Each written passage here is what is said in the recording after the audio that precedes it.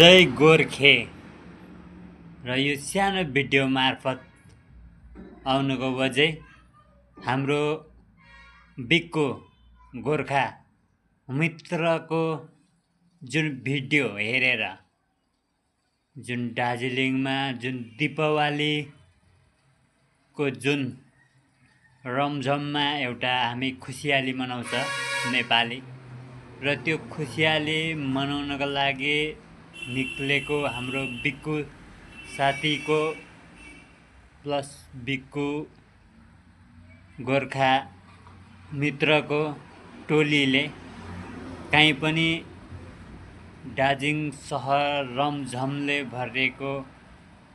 हुँदा पनि तर खेल्न आफ्नो एउटा संस्कृति एउटा आफ्नो रीतिरिवाजलाई मनाउन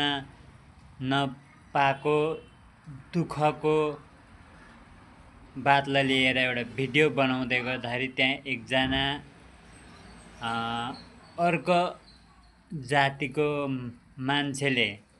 जुन हिसाबको ब्लेम गरेर पुलिससम्म लगेर उहाँलाई एउटा कठघरामा खडा गरेको जस्तै हो र यो चाहिँ हामीमाथि ठुलो अन्याय र हेपाइ भएको कुरो किन भन्दाखेरि त्यो नयाँ मान्छेले त्यो खालको गर्ने त्यो पनि हाम्रो माटोमा हाम्रो जग्गामा त्यत्रो साहस उसलाई कसले दियो र कसरी पायो भन्ने कुरो त प्रत्यक्षसँगले हामीलाई छर्लङ्ग थाहा छ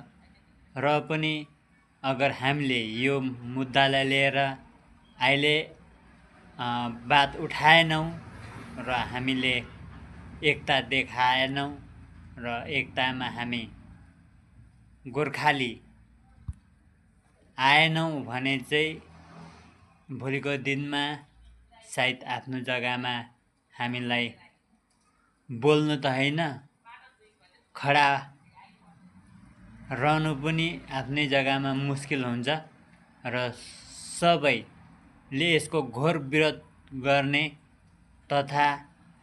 कस्तो हिसाबले एउटा आफ्नो जग्गामा कानुन सिस्टम बनाउनु पर्ने अब यसको लागि हामी आफै अगाडि आउने बेला भएको छ र साथै आफ्नो संस्कृति र धर्म कर्म आफ्नै जग्गामा मान्नु पाइँदैन भने त्यो जग्गामा जो पनि चाहे बाहिरको चाहे त्यहाँको होस् उखाडेर फ्याँक्ने काम हामी गर्नुपर्छ। जय